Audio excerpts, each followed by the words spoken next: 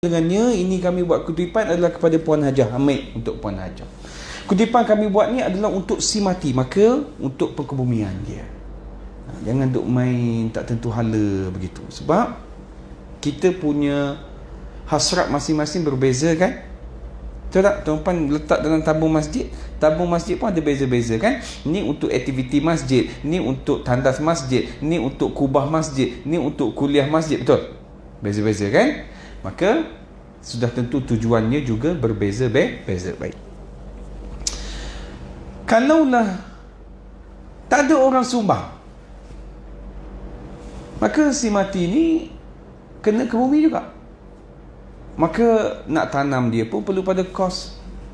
Kemudian kit al-kifayah, apa ni? Kit kifayah ni pun pakai duit juga nak beli ni, betul? Kecuali kalau dia khairat kematian itu lain lah. Ni cerita yang tak ada. Maka tuan-tuan dan puan-puan, boleh diambil daripada harta si mati yang dia tinggalkan. Tapi kalau si mati ni ada anak-anak yang cerdik dan sebagainya, maka tak payahlah ambil lah harta dia. Maka anak-anak akan tong-tong duit dan selesaikan. Okey.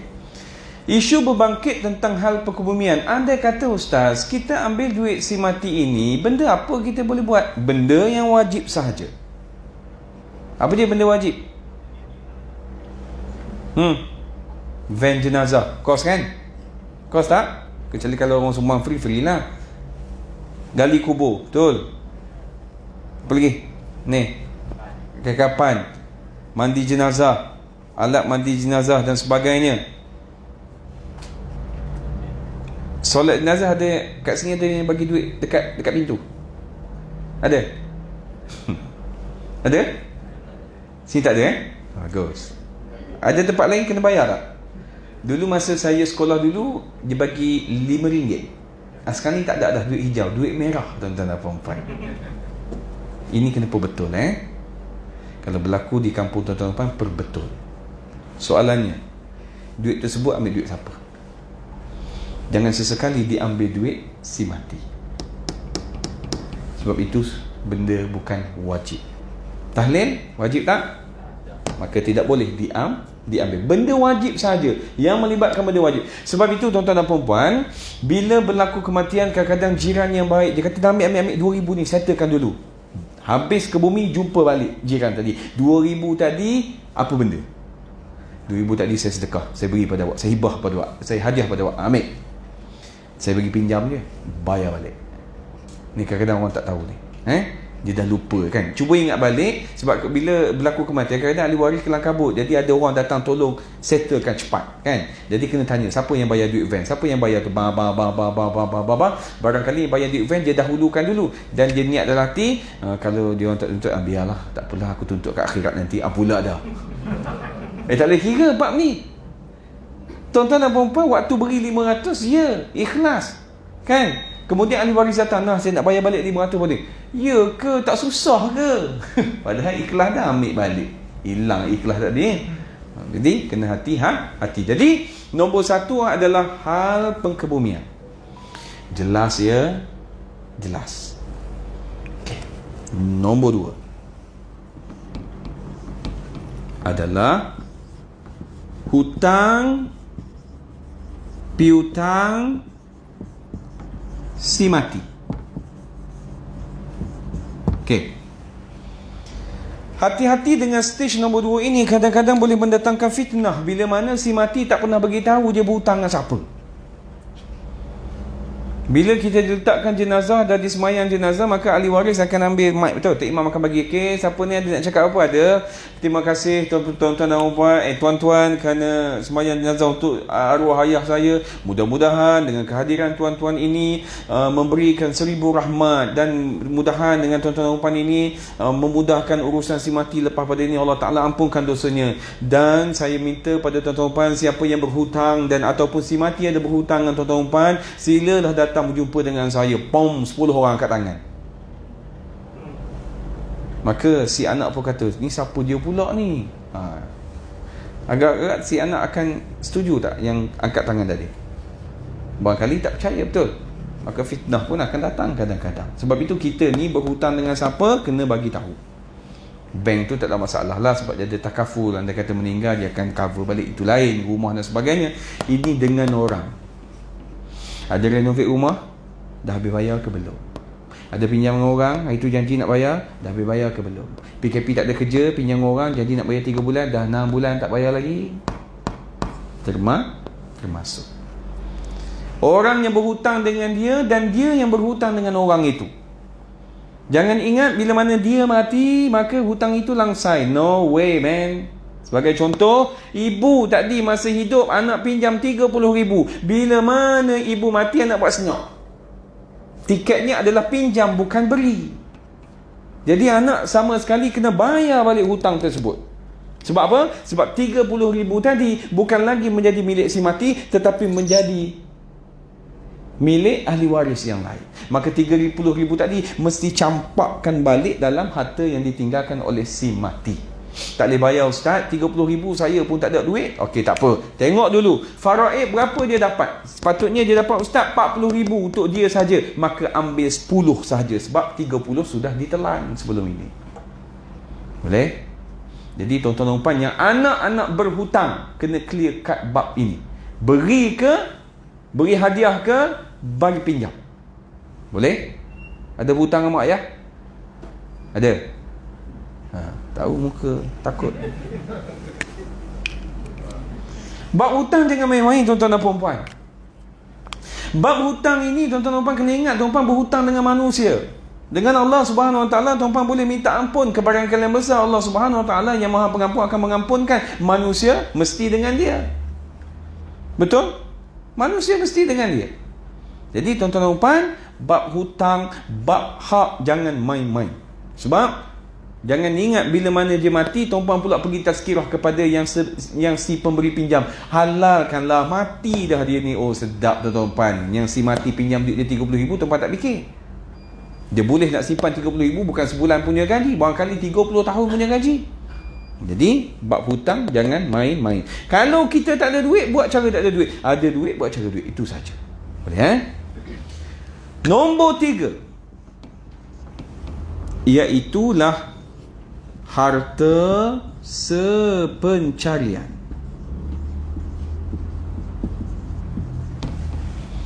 Harta sepencarian ini, tuan-tuan dan puan-puan,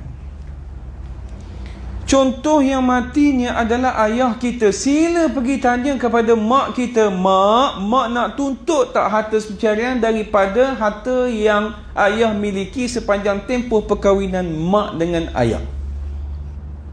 Mak mati, tanya ayah nak tak harta sepencarian daripada harta yang dimiliki bersama antara mak dengan ayah, walaupun ayah yang bayar 100% ataupun mak yang bayar 100%. Sebab pasangan itu tetap ada hak di antara satu sama lain. Jadi kena tanya dulu. Maka mak pun kata mak tak nak. Maka buang yang nombor 3, pergi yang nombor 4 dan nombor 5. Mak nak. Berapa mak nak? Mak nak dalam 30% lah, lebih kurang begitu. Tanya pada ahli waris yang lain, setuju? Bagi pada mak. Mak nak 50%. Banyaklah mak. Rasa mak tak dapat 50% tu. Tak ada, mak nak juga. Tak apalah mak, pergi mahkamah syariah, biar mahkamah yang tentukan. Boleh? Jadi harta sepencarian, tuan-tuan dan puan, dia punya kaedah dia mudah saja. Tuan-tuan ingat yang ni tak lari. Apa-apa harta yang dimiliki dalam tempoh perkahwinan, apa-apa harta yang dimiliki dalam tempoh perkahwinan. Jangan duk sembang siapa bayar, siapa tak bayar, jangan sembang. Negara ni nama seorang, nama betul, jangan sembang bab itu. Pegang ni dulu, dia tak akan lari dah. Abang sepanjang duduk kahwin, dah kahwin kan? Rumah beli, tak beli lagi. Kereta ada beli, motor ada beli, tanah ada beli. Maka motor dan kereta itu adalah harta sepencarian. Apa-apa aset yang ada, apalah yang ada, yang harta boleh alih ke, tidak boleh alih ke, termasuk dalam harta sepencarian ini. Harta sepercarian ini ke mana tempatnya? Kalau tiada persetujuan, maka mahkamah syariah lah yang akan menentukan. Mahkamah akan lihat kepada sumbangan pihak-pihak, berapa yang dia telah beri sumbangan kepada harta tersebut. Habis tu ustaz, nama saya dia tak pernah bayar, walaupun 1 sen saya yang bayar geran tanah apa semua, bla bla bla bla bla, dia tetap ada bahagian dia. Cuma banyak atau sikit sahaja pertikaiannya. Habis tu kalau ayah mati, mak dapat juga? Ya, mak tetap dapat. Maka hak mak ini perlu diutamakan. Hak ayah ini perlu diutamakan. Contoh, ayah mati, mak akan dapat bahagiannya. Okey, maka mak nak tuntut harta ayah. Harta ayah ada 100,000. Maka mak nak tuntut daripada 100,000. Mahkamah buat keputusan dapat 50%. Maka mak dapat 50,000. Betul? Balance lagi berapa? 50,000. Mak dapat pula faraid daripada 50,000 tadi. So, harta sepercarian pun mak dapat, faraid pun mak dapat. Untung tak jadi mak? Yes. Bukan nak bagi tahu mak, nak bagi tahu orang perempuan. Dua benda dapat. Tapi bukan orang perempuan saja, orang lelaki pun boleh dapat. Isteri mati, tanya pada ayah, ayah nak? Ya nak. Okay. Ayah dapat harta sepercarian, ayah dapat pula faraid. Jangan kata harta sepercarian ni perempuan saja boleh tuntut, lelaki juga boleh tuntut. Jangan ingat bila berkahwin, suami ada rumah dia, isteri ada rumah dia, kemudian bercerai, maka yang perempuan saja tuntut. No, yang lelaki juga boleh tuntut rumah yang dimiliki oleh perempuan tersebut.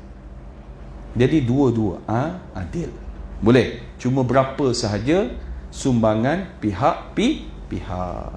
Sebab itu bab ini dia panjang lebar.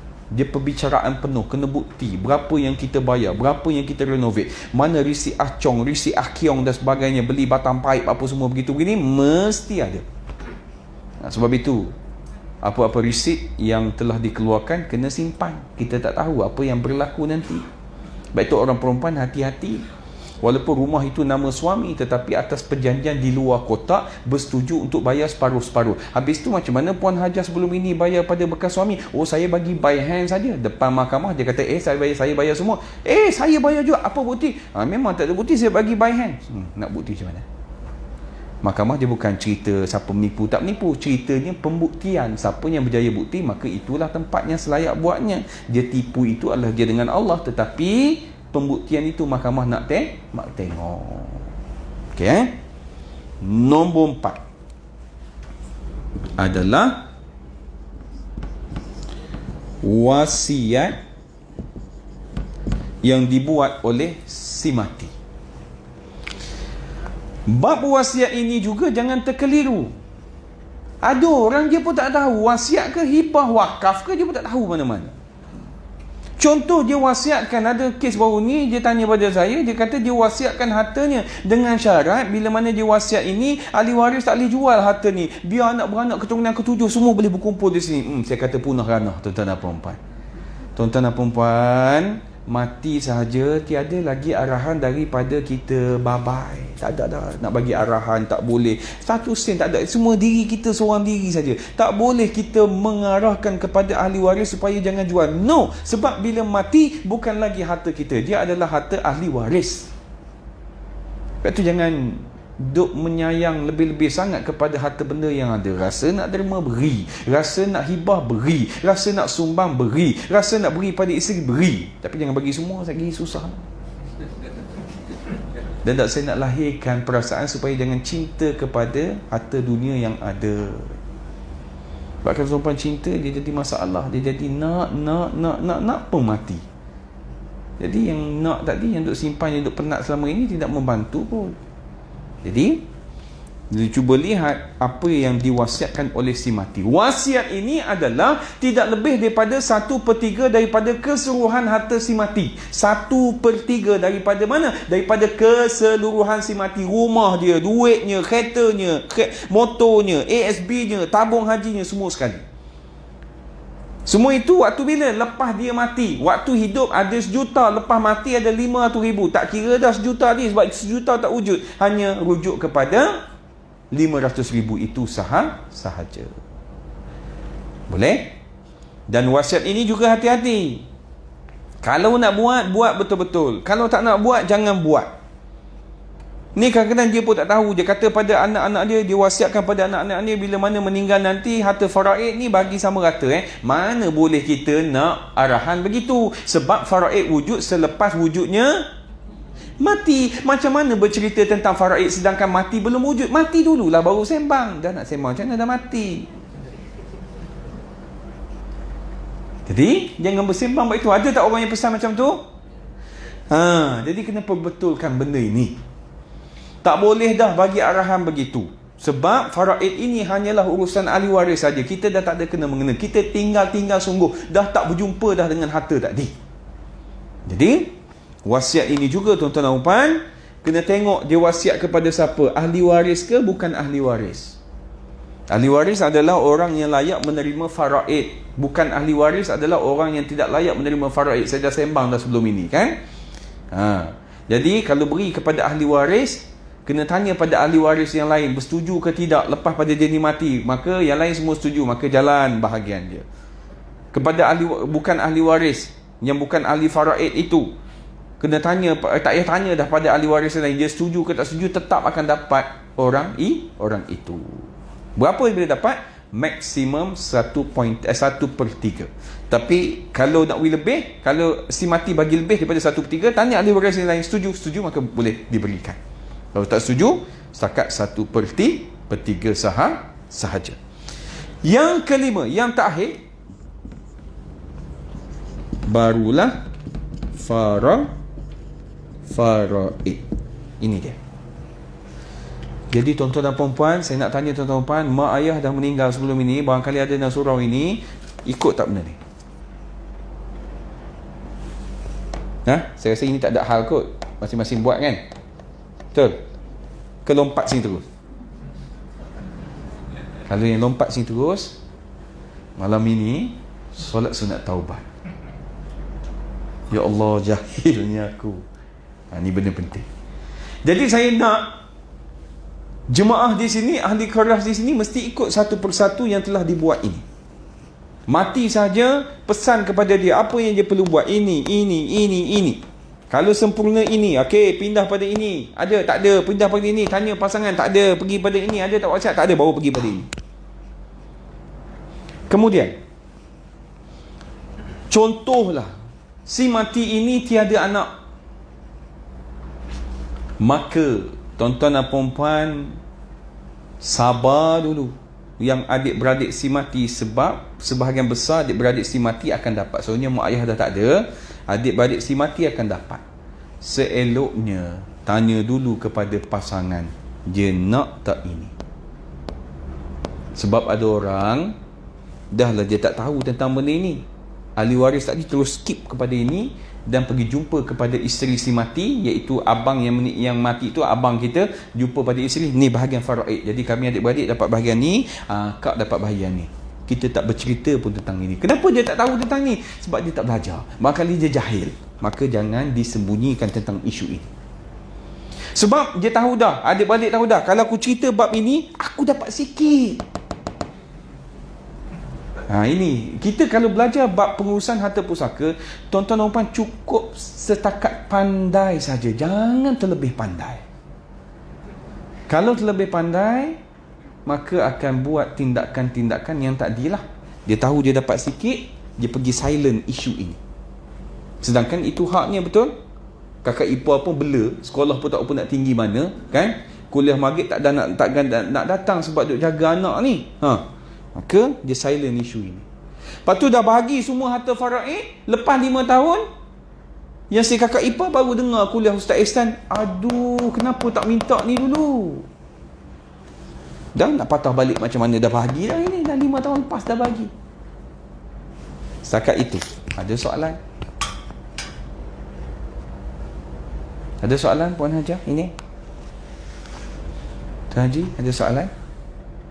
Tak ada soalan, saya nak tanya soalan.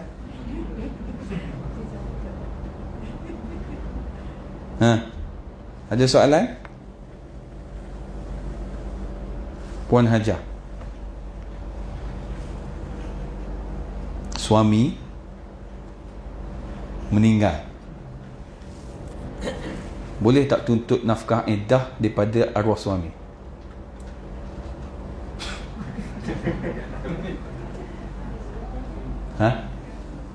Boleh tak? Boleh tak? Tak ada nafkah iddah bagi suami mati. Yang adanya perceraian hidup, bukan bercerai mati. Pergi lagi. Soalan kedua. Suami menceraikan Puan Hajah, kan, dengan talak satu, talak rajai. Kemudian besok habis tempoh iddah, hari ni mati. Nak pakai iddah talak rajai ke nak pakai sampai iddah mati, tambah lagi 4 bulan 10 hari?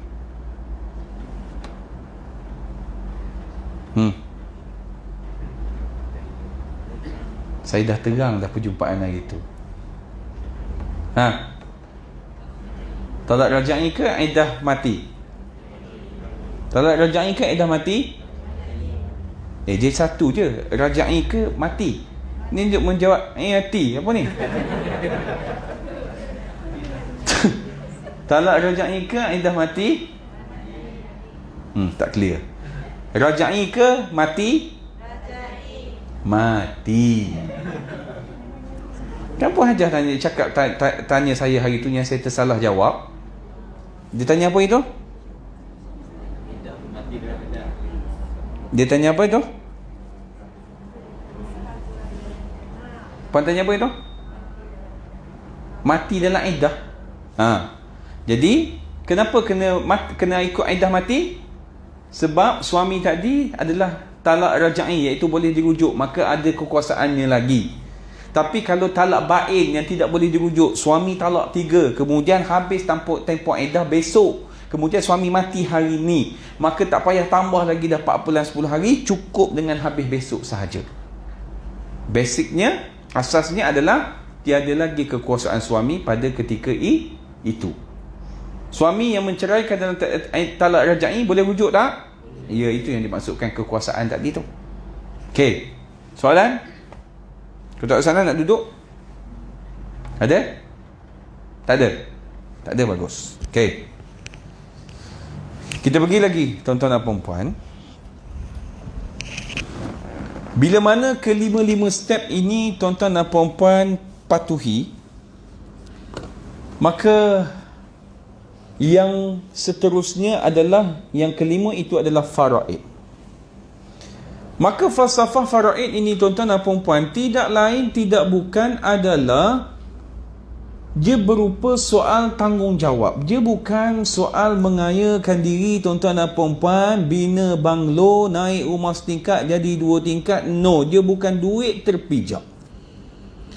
Dia mestilah duit itu bila dapat, mesti tengok dulu duit ini nak pergi ke mana, apa tanggungjawab yang perlu aku laksanakan. Sebagai contoh, kita ini sebagai suami, kita ini sebagai anak, cuba lihat di sekeliling kita ini siapakah yang wajib kita menanggung nafkah, maka orang itu kita kena tuju menggunakan duit ini. Tapi banyak yang terjadi, dapat duit pusaka dia punya mewah lain macam, dia punya hidup kadang-kadang 360 bertukar tuan-tuan dan puan-puan. Betul? Betul, banyak yang berlakunya begitu. Mai nak cerita pada tuan-tuan dan puan-puan.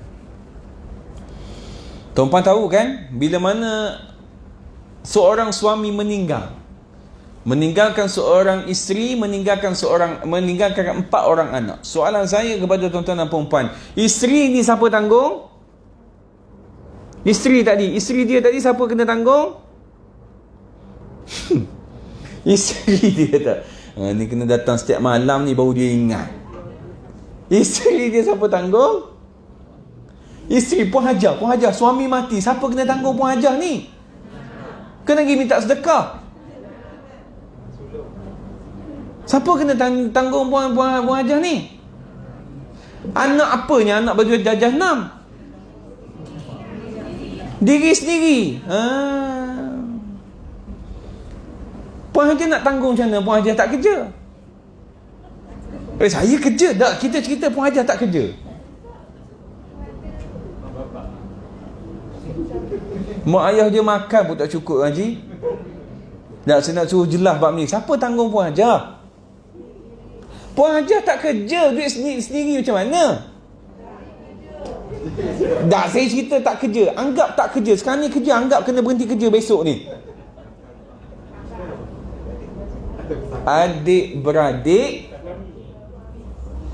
Adik-beradik suami apanya? Adik-beradik Puan Hajar lah.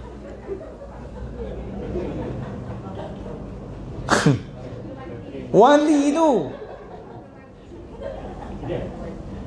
Anak-anak Puan Hajar siapa tanggung? Yes, pak saudara, yakni adik-beradik suami. Tu. Itu betul dia. Yang mana boleh jadi bersalah tadi ni? Macam mana boleh jadi salah macam ni? Cuba semak balik. Cuba semak balik adik-beradik kita yang dah meninggal. Siapa tanggung anak saudara kita? Ceritanya begini. Di pejabat saya ada seorang budak praktikal. Dia dah habis dah minggu lepas praktikalnya. Saya jadi tertarik itu sebab saya tengok cara bercakap, cara pakaian berbeza dengan budak praktikal lain. Perempuan saya panggil. Bila mana saya panggil, saya kata belajar di mana? Dia kata belajar di Perlis, sebuah college university lah.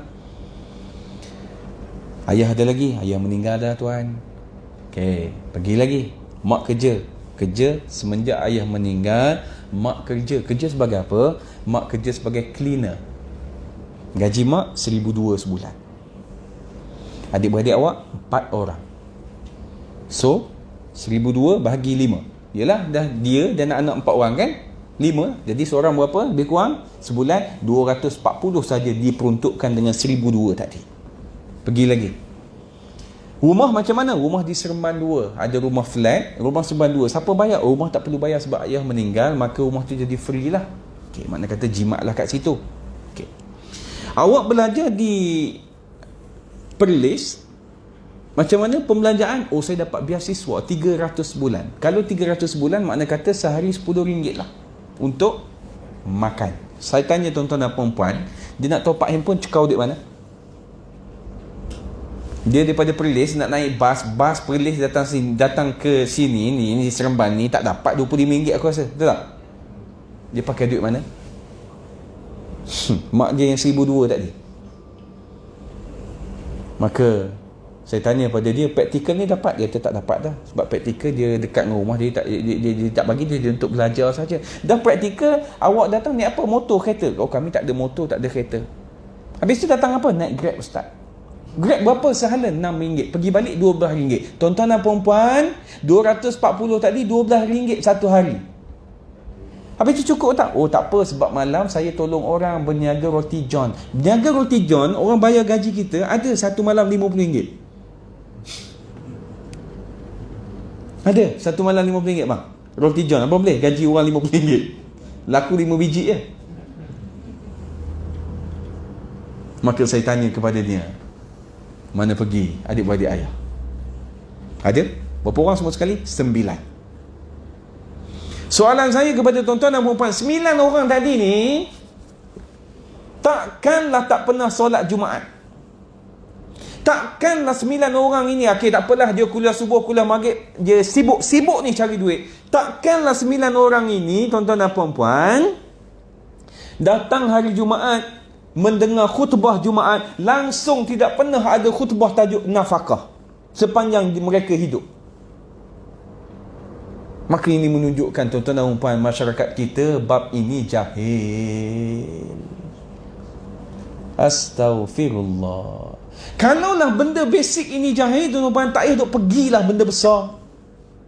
Tak usah duk pergi lagi benda besar, sebab benda kecil pun, benda yang basic pun tidak dibuat. Maka saya tanya pada dia, yang 9 ni bagaimana perhubungan dengan awak semua? Semenjak pada ayah lahir makin terasing begitu. Bergaduh ke? Bergaduh sekejap. Bergaduh kenapa? Masa ayah mati, ayah sakit jantung, mati mengejut, maka doktor nak operate pula, nak apa? Postmortem. Maka bila nak postmortem, kalau postmortem akan dapat insurans ke takaful begitu kan, makna cover. Mak dia tak nak, dia kata tak nak siksa jenazah, dia tak nak, dia nak suruh nak suruh dulu lah kot kan, sekarang ni memang wajib kot saya rasa. Jadi tak nak suruh, tak nak buat benda itu. Maka adik-adik marah, kenapa tak nak buat? Saya pun mari terfikir, kenapa marah? Awak adik-beradik berapa orang? Yalah 4 orang, semua perempuan. Ya, semua perempuan. Aku dah nampak dah. Bila semua perempuan, siapa akan pergi lagi? Yes, adik-beradik akan dapat faraid. Itulah. Tuan-tuan cuba bayang, semenjak pada ayah dia lahir, ayah dia meninggal, sampai sekarang tidak pernah memberi nafkah, sedangkan mereka ini keempat-empatnya memerlu kepada duit sebab mereka semua ini masih lagi belajar. Tidak tertanggung dosa itu. 9 orang tadi. Jangan ingat 9 orang ini semuanya cerdik. Ya, memang cerdik. Ada ijazah, pegawai, boleh pakai Honda Accord, Honda Civic, Persona, kan? Tukar exhaust, meletup-letup tuan-tuan dan puan-puan. Tapi adakah pakar dalam bab ini? Adakah faham dalam bab ini? Saya nak tanya dalam surah An-Nur ni, tuan-tuan dan puan, cuba jawab saya dengan ikhlas. Dalam family tuan-tuan dan puan, yang kecil ke yang besar, ada tak berlakunya sebegini rupa? Ada ke tidak? Macam tadi juga, ada ke tak ada? Ada. Ada jawab ada. Tak ada, tak adalah. Tak apalah, tak ada masalah. Jadi adakah tuan-tuan dan puan-puan merasakan isu ini yang jadi tak faham, yang jadi buta, yang tak nampak ini kenapa?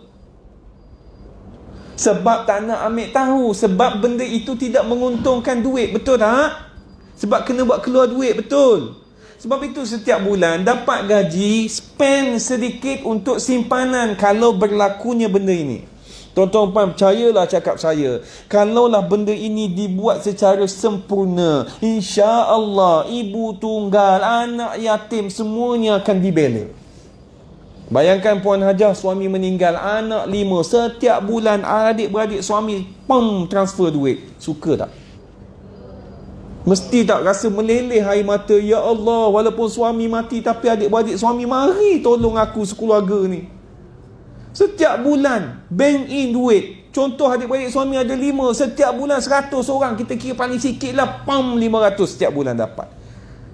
Ya, betul lah pada kita tak cukup ni, tetapi benda tu sampai kan? Dia ada usaha untuk membantu. Hari raya bawa anak kita, tak payah beli kad, tak payah beli baju raya, tak apa, saya belanja semua sekali baju raya. Maka ukhuwah itu akan jadi kuat. Tapi kita tak buat. Cuba pergi tanya mana-mana ibu tunggal yang ada, yang minta itu, minta ini. Tak ada. Sebab apa? Sebab benda ni tidak dibuat. Saya yakin kalau ahli keluarga betul-betul buat, tuan-tuan dan puan-puan, maka tak ada dah nak pergi minta sedekah, nak minta bantuan barangkali. Kecuali kau yang tak ada sungguh lah. Takkanlah kita 9 beradik semua susah. Tuan-tuan dan puan-puan, tuan-tuan dan puan punya adik-beradik semua susah ke? Susah apa? Boleh beli rumah di sini. Betul tak? Bukan duduk dalam hutan. Boleh duduk di surau di sini kan? Boleh pergi bekerja. Kerja pun dapat gaji setiap bulan. Maka ini syukurlah tuan-tuan dan puan-puan. Jadi isu basic tadi yang saya nyatakan, keperluan nafkah ini adalah benda yang utama. Mesti tahu, mesti semak balik kita buat ataupun tidak. Kalaulah di kalangan ahli keluarga kita tidak buat, nasihat dia, kau tak boleh buat macam ni. Sebab itu saya bila mana ahli waris saya meninggal, yang jauh ke yang dekat, saya akan jumpa dengan adik-beradik kepada si mati, kena beri setiap bulan. Saya akan cakap. Tapi kebanyakannya, oh ya ke? Dia duduk main, oh ya ke? Dia tambah lagi, tengoklah kalau kita ada rezeki kita beri. Mana boleh kalau kita ada rezeki kita beri? Mesti beri.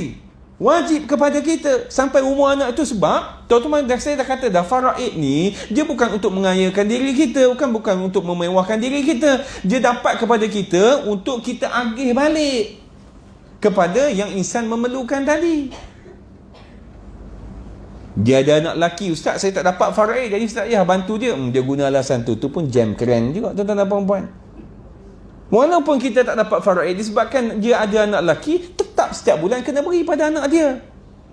Allah Ta'ala buat cantik. Anak si mati, kita. Isteri si mati, diorang punya keluarga. Adil tak? Adil. Kalau benda ini dibuat tuan-tuan dan perempuan, bahagia laki kita. Masuk isyak lah. Masuk dah? Masuk dah? Bukan dia kena SOP masuk berhenti? Sikit lagi? Kan dia jawab tak.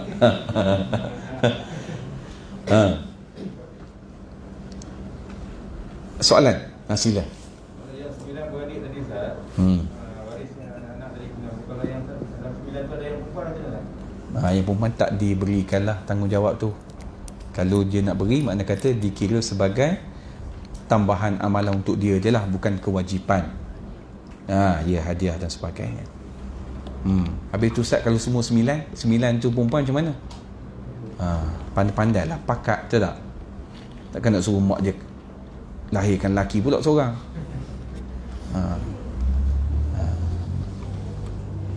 Jadi rupa-rupanya orang lelaki ni tanggungjawab lebih. Sebab itu tuan-tuan dan puan yang jadi penemu duga. Yelah, betul lah tuan-tuan tengok kepada kandidat itu, betul tak? Dia boleh bercakap dan sebagainya, tapi saya rasa tuan-tuan pun kena lihat juga soal lelaki dan perempuan.